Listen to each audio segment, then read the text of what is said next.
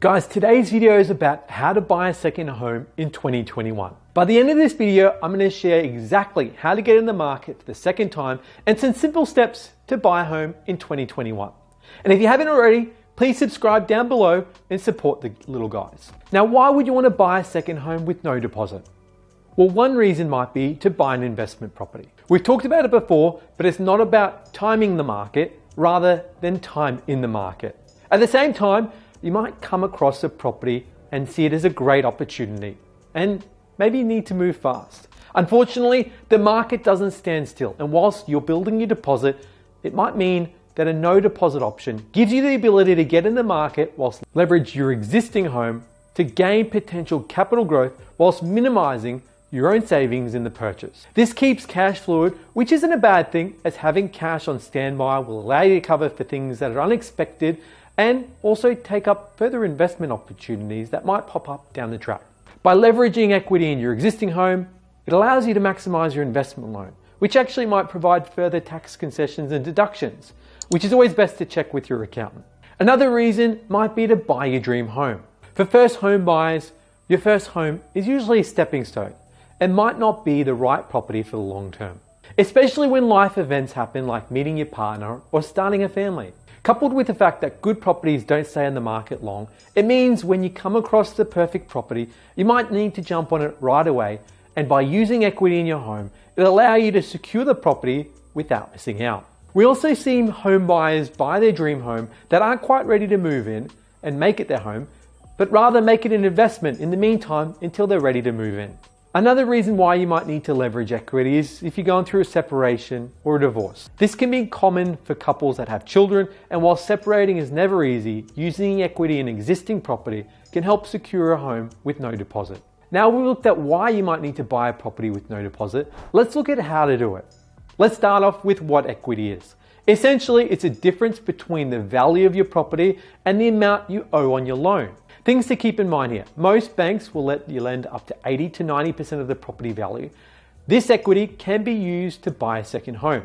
It's ideal to borrow less than 80% of the property value to avoid things like mortgage insurance. In some instances, there are ways to have this waived for certain professions. Depending on how much equity you have in your property, you could potentially cover up to 100% of the next purchase, plus any costs such as stamp duty and government fees. So let's look at a practical example of how you might be able to access equity and what it looks like. So in this example, let's say you own a property, it's worth $500,000, and for example, you've had it for 5 years. So there's a bit of equity in it.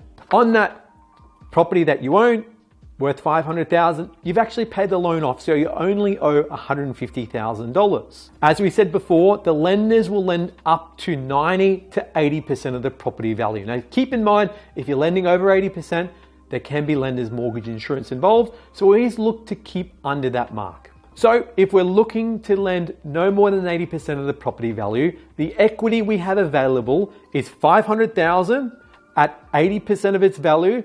We can lend right up to $400,000 on this particular property and release that as equity. So what does that look like? So in the same example, you've had your home for a number of years, it's worth $500,000, you've paid it down, there's $150,000 owing. Remembering we can lend up to $400,000 as we mentioned before. So $400,000 less $150,000 means we have $200,000 of equity, $250,000 worth of equity we can access from this property, which could be used for future investment purposes or even purchasing an owner-occupier.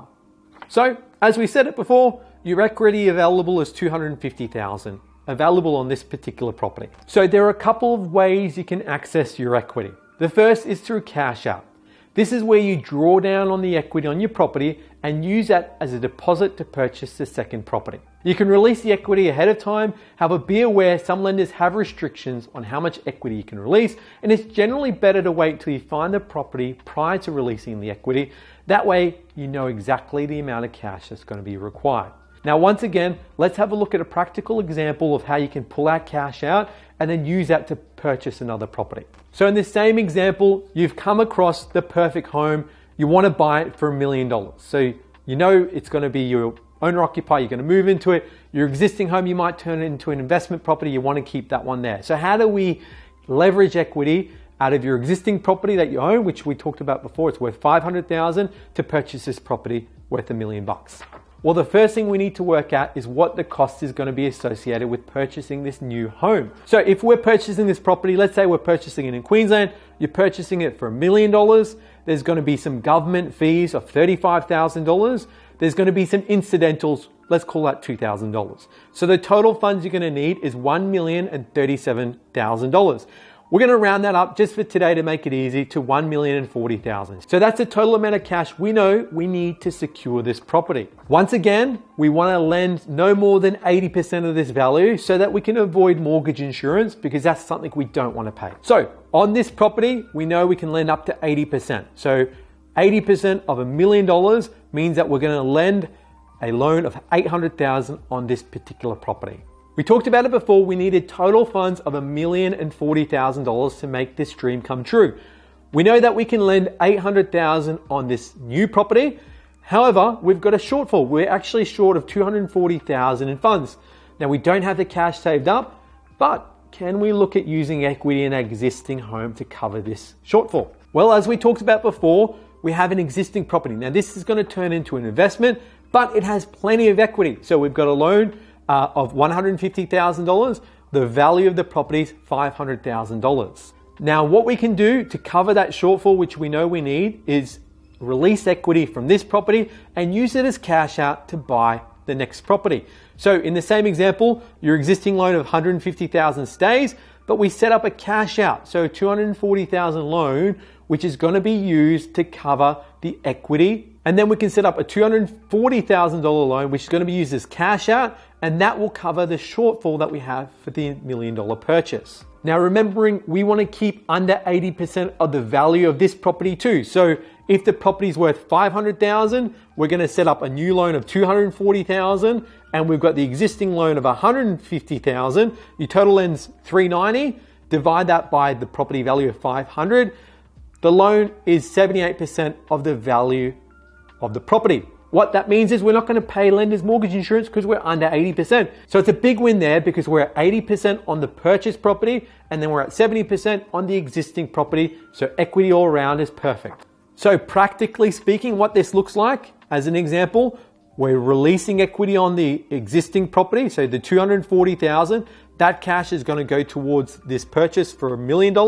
Remembering we needed a total funds of $1,040,000 to make this purchase work, which these two loans together made that happen. Now, what we can do in the future is refinance that equity that we've taken out of the existing property and put it back on the purchasing property.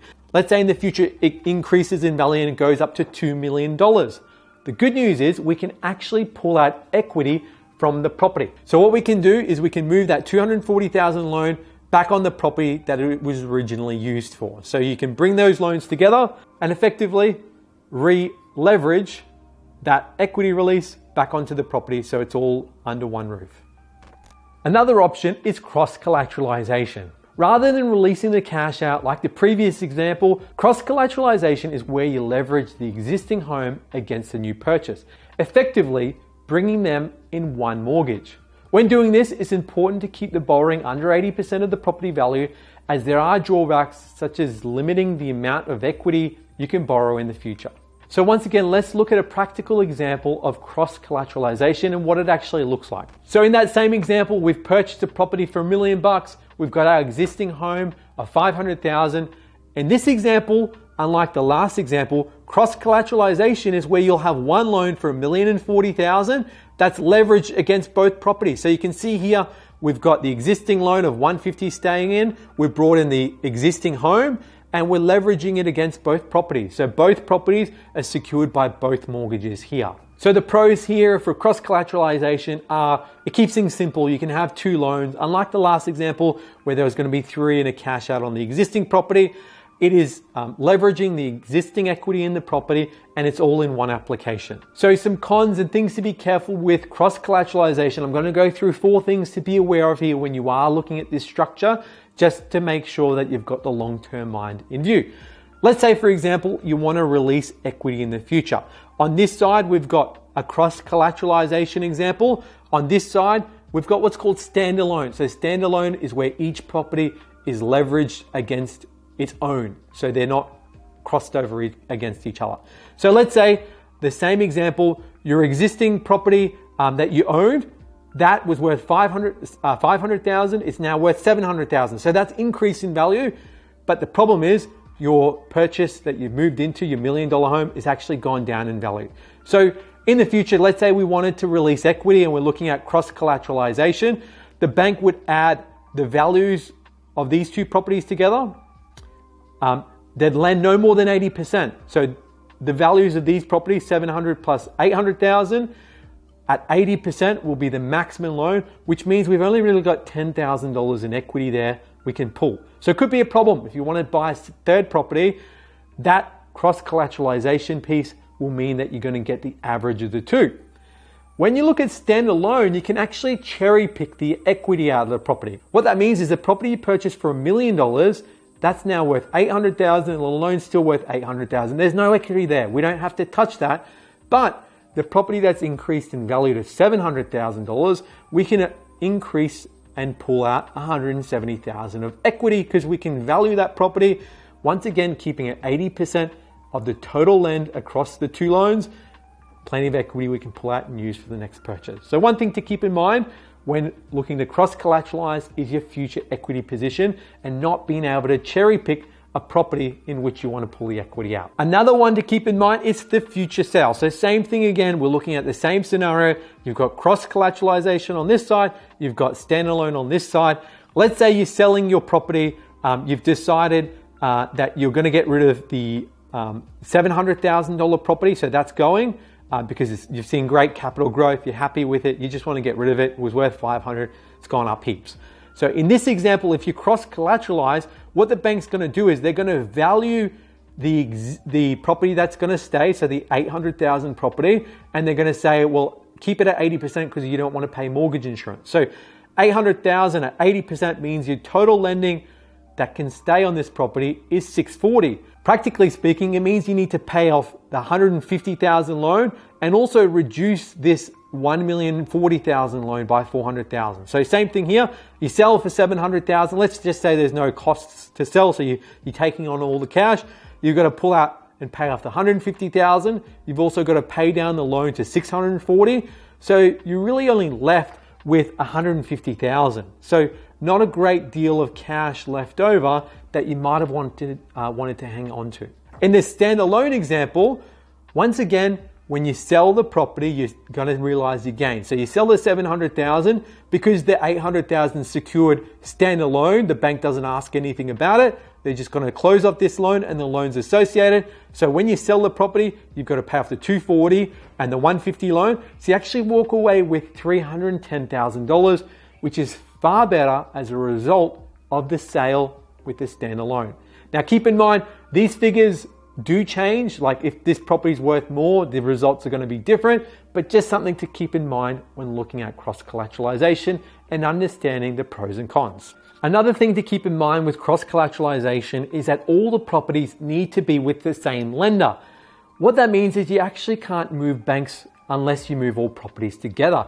In a standalone situation where you've got the 800,000 on the $1 million purchase and then the equity release over here, these can theoretically be with different banks. So this could be bank A, this could be bank B, and you can move one of the properties around or both of them around and keep them separate from different banks. You can have them with both banks and then still decide to refinance one out. Whereas when they're cross-collateralized, anytime you make a change on one, you're going to need to revalue the other.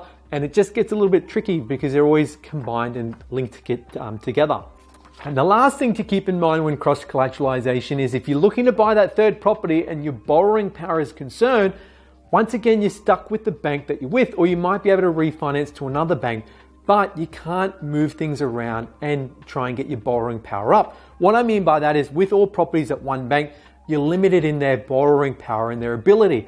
Whereas once again, if you've got the properties at separate banks, you can try and mix and match and set things up so that you maximize your borrowing power. You might take one property, the third property, to a bank that has slightly higher rates but better borrowing power whilst leaving your existing loans with the lower rates. Whereas in this example, if they're cross-collateralized, you're moving all the loans every time you need to do something with another bank that might be able to achieve the borrowing that you're after. So it's important to bear in mind that there are going to be costs associated with purchasing your second home. It's important to budget for 3 to 5% of the purchase price to cover things like your solicitor fees, your stamp duty, your mortgage registration, your title registration, building and pest inspection, etc. What's preventing you from qualifying for a home loan? Here at Hunter Galloway, we get home loans approved. So if you live in Australia and looking for a mortgage broker, we can help. Visit us online at huntergalloway.com.au or call us on 1300 088 065 and we'll see you next time.